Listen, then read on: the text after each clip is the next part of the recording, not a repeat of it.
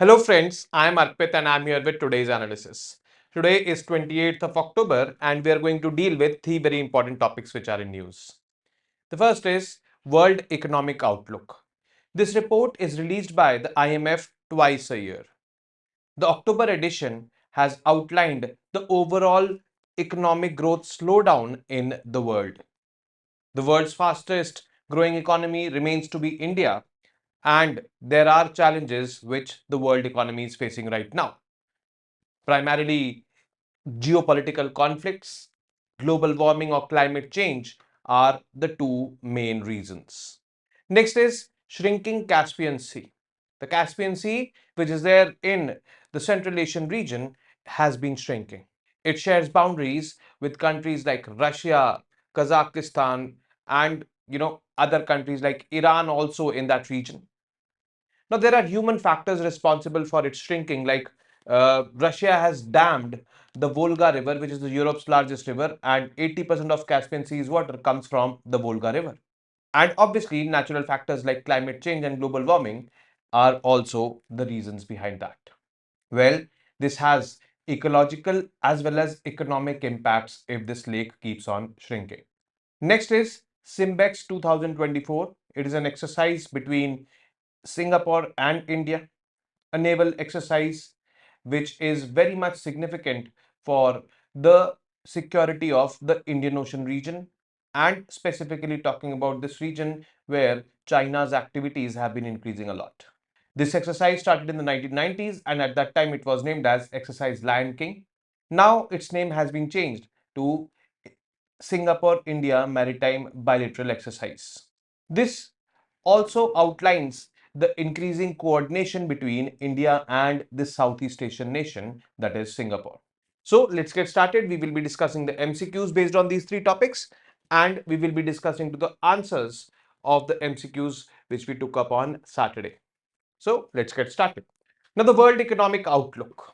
This report is published by International Monetary Fund, and it is published twice a year. Now, one in April, one in October. So the October edition has been released, and the global growth is expected to stabilize at 3.2% in both 2024 and 2025.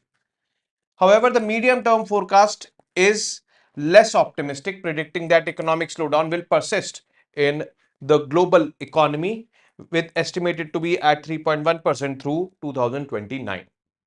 So, this is not such a good news for the world, but yes, if these geopolitical conflicts and all end which are going on Russia, Ukraine, and in the West Asia, there might be an increase in the growth rate of the economies of the world. Now, key highlights, current and future growth projections. 2024 growth expected to be 3.2%, 2025 growth projected to remain at same 3.2%. Medium term forecast growth is pegged at 3.1%, which is below the pre-pandemic average and reflects ongoing uncertainties. Income inequality concerns. Forecast suggests that countries may see weaker growth in the next 5 years compared to the next year, which could widen the gap between rich and poor nations. And when growth is low for a long time, job creation and wage growth slow down, increasing income inequality also happens. So, income inequality, lack of job creation, all these will be there if the overall growth will be low. After all, it is the growth which has to be redistributed. And if there will be no growth, what will be redistributed? That is a big question. Risks to global growth, the tight monetary policies. Tight monetary policies are where the monetary policy rates are too high, and we do it in case of inflation. We increase the monetary policy rates. But yes, with the increase of monetary policy rate, no doubt inflation is contained, but economic activities are also reduced. That is basically a paradox in which the central banks of the world are. So, central banks are raising interest rates to control high inflation, which might cause problems if done too long. Because this tight monetary policy or high, monetary policy rates will subdue the economic activity. Geopolitical tensions, global conflicts, and increased trade barriers could hurt growth. I've been talking about this. Market volatility, ups and downs in financial markets may negatively impact government debt. China's slowdown, a deeper economic downturn in China could lower global demand because the world is increasingly dependent upon China. Commodity prices and debt stress. Rising commodity prices and debt issues in the developing countries add more risks. Commodity prices like oil and all. Structural challenges, problems like aging population and low productivity can limit the growth as well. So, population aging is something which has been impacting the developed part of the world. And UPSC has been asking questions increasingly on this. In the prelims, also, there was a question on this population aging, and in mains also there was a question on this. It was referred to as demographic winter over there. So these were the things. Regional highlights: United States 2024 growth estimate revised upward to 2.8%, an increase of 0.2 percentage points from July, driven by stronger consumption and non-residential investment. 2025 forecast anticipated to slow down to 2.2% due to fiscal tightening and a cooling labor market. Fiscal tightening is again, that thing that government will be spending less. Okay, that is not monetary tightening, that is fiscal tightening when government will be spending less. Euro area expected to reach 0.8% growth in 2024 and 1.2% in 2025, supported by stronger domestic demand after reaching its lowest point in 2023. The lowest point has gone, and from now, Euro economy is picking up. So let's see what happens. Japan growth estimate revised downward by 0.6 percentage points to 0.3% for 2024 due to temporary supply disruptions in the auto industry, with an acceleration to 1.1% predicted for 2025. So these economies are growing by this much, and you could see the percentage figures very less, and it is quite obvious that as you develop the growth, I would say percentage figures, they reduce because your base is too high. United Kingdom growth is projected to accelerate to 1.1% in 2024 and 1.5% in 2025. Emerging markets and developing economies. Now here comes India. Growth outlook remains stable at about 4.2% in the next 2 years, stabilizing at 3.9% by 2026. Emerging Asia's growth is expected to decline from 5.7% in 2023 to 5% in 2025, influenced by both India and China. India and China outlook. India GDP growth is projected to be moderate from 8.2% in 2023. This was a prediction by World Economic Outlook. 7% in 2024 and 6.5% in 2025. So India still remains to be the highest or the fastest growing economy in the world according to the World Economic Outlook. China, despite ongoing weaknesses in the real estate sector and low consumer confidence, growth is projected to slow only marginally to 4.8% in 2024, with upward revisions of 0.2 percentage points for 2024 and 0.4 percentage points for 2025. Inflation trends. The inflation drivers: the rise in inflation has been linked to supply disruptions and high commodity prices from the Ukraine war. So high commodity prices from the Ukraine war, like oil, natural gas and all. Food prices also have risen. And supply chain disruptions like Houthis doing in Red Sea and all. That is what supply chain disruptions are, which leads to rise in the transportation cost, leading to overall inflation. Projected inflation rates expected to fall from an average of 6.7% in 2023 to 5.8% in 2024 and 4.3% in 2025. Future inflation expectations after peaking at 9.4% in quarter 3 2024. 2022. This was the year of Russia-Ukraine war and happened after COVID also. Headline inflation is projected to reach 3.5% by the end of 2025, which is below the average level of 3.6% from 2000 to 2019. So this is something which is going to be a major booster. And when this happens, the monetary policy tightening will also not happen that much. Monetary policy tightening will not happening that much will lead to economic growth more and more. So this is how the projections for inflation are. How much inflation is there in India? It is somewhere around 5%, 5 to 6%, and well within the targets. Inflation, I would say, is very much important to be in control if economic growth has to be there. Now about World Economic Outlook, this particular report, it is published by IMF. We know it by now. It is published twice a year. We also know it, April, October. So this edition was October edition, which we have discussed, accompanied by less comprehensive updates in July and January. But yes, we do not consider July and January as reports. We only consider report published in April and October. It provides estimates and forecasts for global output growth, inflation, real gross domestic product growth, consumer prices, current account balances, and unemployment rates. It covers 190 member countries categorized by region and development status, includes chapters on pressing economic issues, and data is sourced from consultations with IMF member countries included in the WEO database, that is World Economic Outlook database. Next topic is the Caspian Sea has been shrinking. So if you look at the Caspian Sea, it is located over here east of Black Sea and west of Aral Sea. This is Aral Sea. Aral Sea has also been shrinking. And this Caspian Sea is known as the world's largest lake or the biggest lake.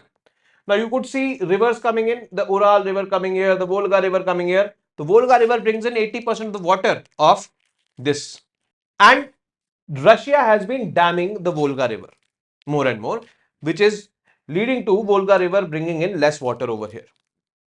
One of the reasons why this Caspian Sea has been shrinking.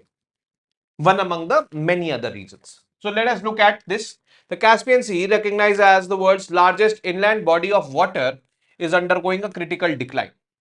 This is alarming situation is attributed to a combination of environmental, that is climatic and human factors, raising concerns among experts that Caspian Sea may never recover from its current state. So the damage can be irreversible. So just a before after image which I could best find. So see, this is the before image and this is the after image, and in the after image you could see this portion as dried up. So largely this has been the difference over here in this particular image, and yes, this is why the scientists and experts are predicting that this is drying up and it may be irreversible. Now, key facts about the Caspian Sea: it is size of Montana. Coastline extends over 4,000 miles. Countries involved shared by 5 nations: Kazakhstan, Iran, Azerbaijan, Russia, Turkmenistan. So we could see it on the map also over here. So this is Kazakhstan over here, Russia over here, then Azerbaijan over here, Iran over here, Turkmenistan over here, and Kazakhstan. Obviously, this the largest, I think, shoreline is with Kazakhstan only of this Caspian Sea. Uses essential for fishing, farming, tourism, drinking water, and rich in oil and gas reserves. Climate regulation helps regulate climate by providing rainfall and moisture to Central Asia. Causes of decline: human activities, damming and water extraction. The Caspian Sea is fed by 130 rivers. Volga is one of them, and about 80% of its water coming from the Volga River, Europe's longest river. Russia has constructed 40 dams with 18 more under development, which will significantly reduce water flow into the Caspian Sea. Though this has to be taken into account. Pollution, industrial runoff, agricultural chemicals, and urban wastes are also contributing to the decline in water quality of the Caspian Sea. Historical context: Caspian Sea has naturally fluctuated over thousands of years due to temperature changes and ice sheet movements. However, human activities have accelerated this decline in recent decades. So we have a mix of factors: human factors, natural factors, and now we have climatic factors like climate change and all. So increased evaporation due to rising temperatures is leading to higher evaporation rates and erratic rainfall patterns. Accelerated decline: water levels in the Caspian Sea have been falling since the mid 1990s, and coincidentally since the mid 1990s, climate change or global warming has been on the rise. Projections indicate potential decline of 8 to 18 meters, 26 to 59 feet by the end of this century, depending on the global response to fossil fuel emissions. And some studies suggest drops of up to 30 meters, 98 feet are possible by 2100. So let's see how much these predictions become true. Well, I hope they don't. And they don't for the better. Implications of the decline. First is environmental impact. So wildlife crisis will be there. Caspian Sea is home to hundreds of species, including endangered wild sturgeon, which is crucial for caviar production. The receding waters are depleting oxygen levels. So, marine ecosystem will be impacted severely. Caspian seals, these endangered marine mammals found nowhere else on the earth, are losing their pupping sites as pollution and overfishing threaten their survival.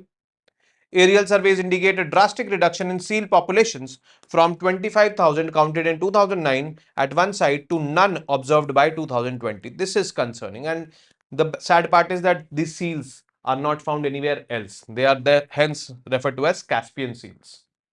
So this is the environmental impact. Economic consequences.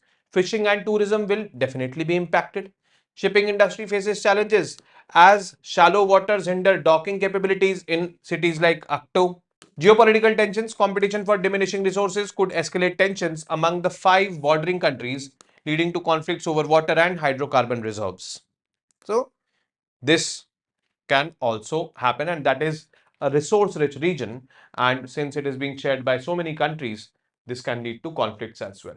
No, there should be an action, and there should be a timely action, and a global coordinated effort should be there to save this water body. And experts are saying that it could experience a fate similar to that of Aral Sea, which is eastern side of Caspian Sea, which I showed you on the map. That has been drying, I told you. So experts are saying that if we do not take timely action with respect to the Caspian Sea, it is going to meet the same fate as the Aral Sea. Obviously, nobody wants that. Global context, urgency of addressing the Caspian Sea's plight will be highlighted at COP29 of UNFCCC, which is going to happen in Baku, Azerbaijan, one of the countries in the region only where Caspian Sea is, where global leaders will discuss climate actions amid the backdrop of ongoing fossil fuel extraction in the region. And Azerbaijan's President Ilham Aliyev has described the Caspian Sea's decline as a catastrophic, yet the country plans to expand fossil fuel production, complicating the recovery efforts.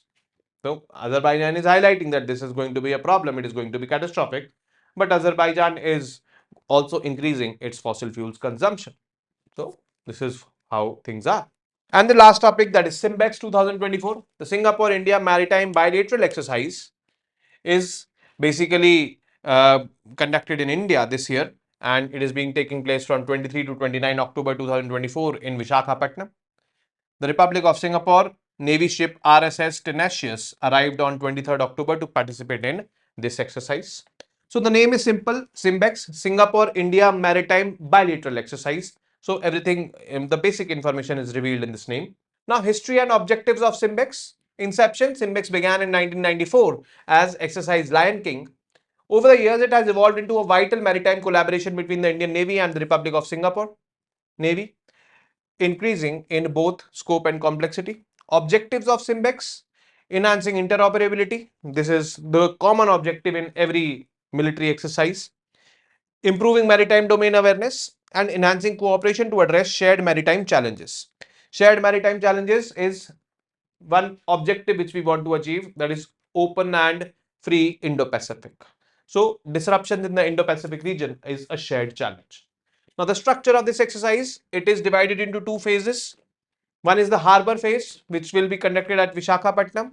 Subject matter expert exchanges focus on knowledge sharing and expertise, cross-deck visits, personal exchanges between Indian and Singapore navies, sports fixtures, activities aimed at promoting camaraderie among the personnel, and pre-sale briefs, preparatory sessions for the upcoming sea phase. Sea phase is the second phase, which will happen 28 to 29th October.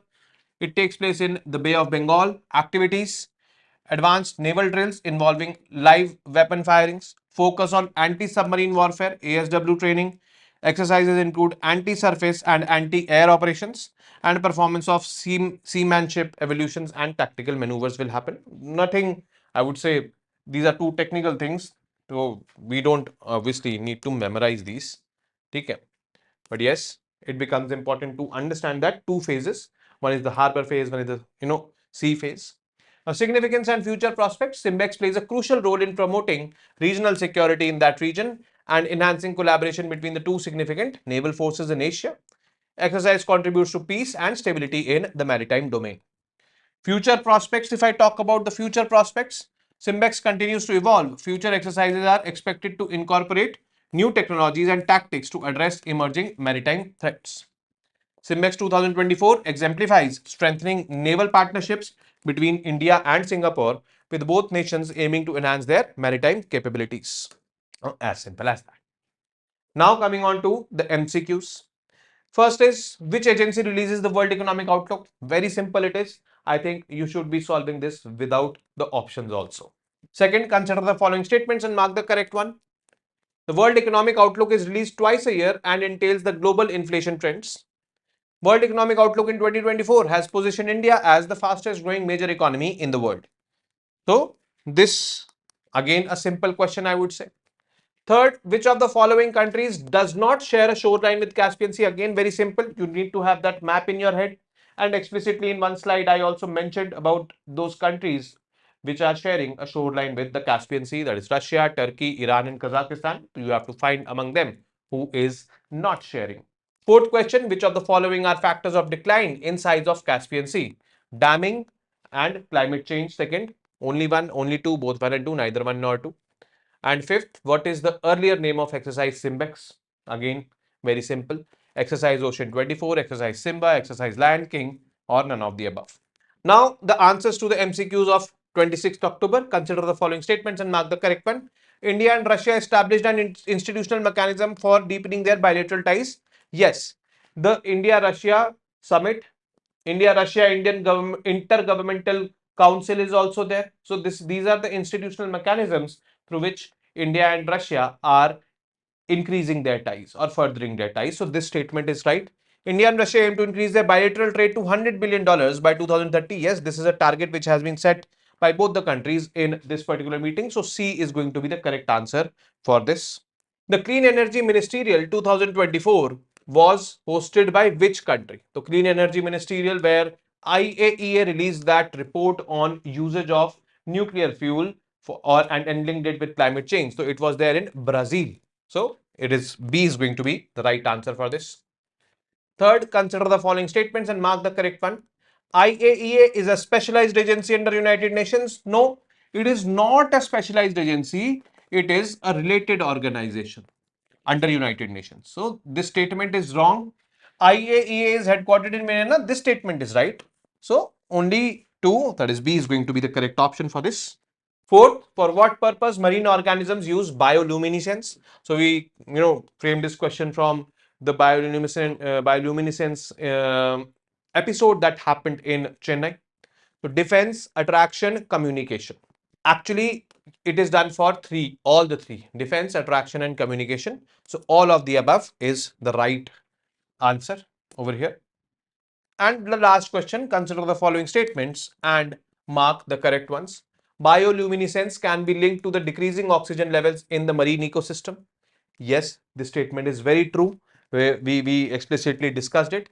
And large blooms can lead to ecological concerns as it can disrupt the maritime biodiversity. Yes, because there will be certain reason that why this episode of large blooms of bioluminescence is happening. And when this happens, so this raises concerns among the ecologists that there is something wrong in that water body, and it raises concerns among them. So this statement is also right. So both 1 and 2 are correct over here. So with this, we come to an end of today's session. I will be seeing you after Diwali now, and wish you guys and your family and your loved ones a very happy, prosperous Diwali. Celebrate with your families, enjoy the festival, celebrate responsibly, and definitely get back to studies after the celebrations. You don't have too much of a scope if you are preparing for UPSC. So this is it. Namaste. Jai Hind.